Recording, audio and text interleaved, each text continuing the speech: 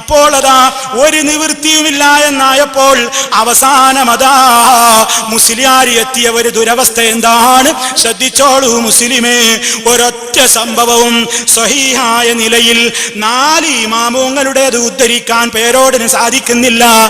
ഇമാം അബൂ ഹനീഫ റളിയല്ലാഹു അൻഹു റസൂലുള്ളാഹിനെ വിളിച്ച് തേടിയത് കാണിക്കാൻ കഴിയുന്നില്ല സ്വഹീഹായ പരമ്പരയോടെ. മാലികി ഇമാമിന്റെ സ്വഹീഹായ ഒരു ഉദ്ധരണി കിട്ടുന്നില്ല, അതുപോലെ തന്നെ ശഫീ ഇമാമിൻ്റെത് കിട്ടുന്നില്ല, അതുപോലെ ഹംബലി ഇമാമിൻ്റെത് കിട്ടുന്നില്ല. കുടുങ്ങിപ്പോയി, പെട്ടുപോയല്ലോ പേരോട്.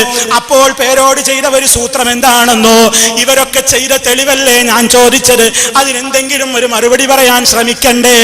ആ ശ്രമത്തിന്റെ ഫലമൊന്ന് കണ്ടോ? അള്ളാന്റെ റസൂലിനെ ഇവരൊക്കെ വിളിച്ച് തേടി എന്നത് സ്ഥാപിക്കാൻ മുസ്ലിയാർ കൊണ്ടുവരുന്ന വാദമൊന്ന് കേട്ടോളൂ. എത്ര രസാവഹമായ വാദമാണ്, എത്ര അപകടം പിടിച്ച വാദമാണ്.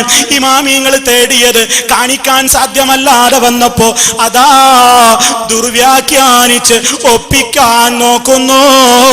ആ ഗതികേടൊന്ന് കേട്ടോളൂ. റസൂലുള്ളാഹിക്ക് പറയുന്ന സലാം റസൂലുള്ളാഹിനോട് സഹായം തേടലാണ്. റസൂലുള്ളാഹിക്ക് പറയുന്ന സലാം റസൂലുള്ളാഹിനോട് സഹായം തേടലാണ്. കണ്ടോ? തെളിവാണ്. റസൂലുള്ളാഹിക്ക് നമ്മൾ പറയുന്ന അസ്സലാമു അലൈക അയ്യുഹൻ നബിയു എന്ന് പറയുന്നില്ലേ? അതന്നെയാണ് തെളിവ്. റസൂലുള്ളാഹിനോട് വിളിച്ച് തേടാൻ. എന്നിട്ട് പറയാണ് 4 ഇമാമിങ്ങളും ഇത് ചെയ്തിട്ടില്ലേ എന്ന് കേട്ടോ.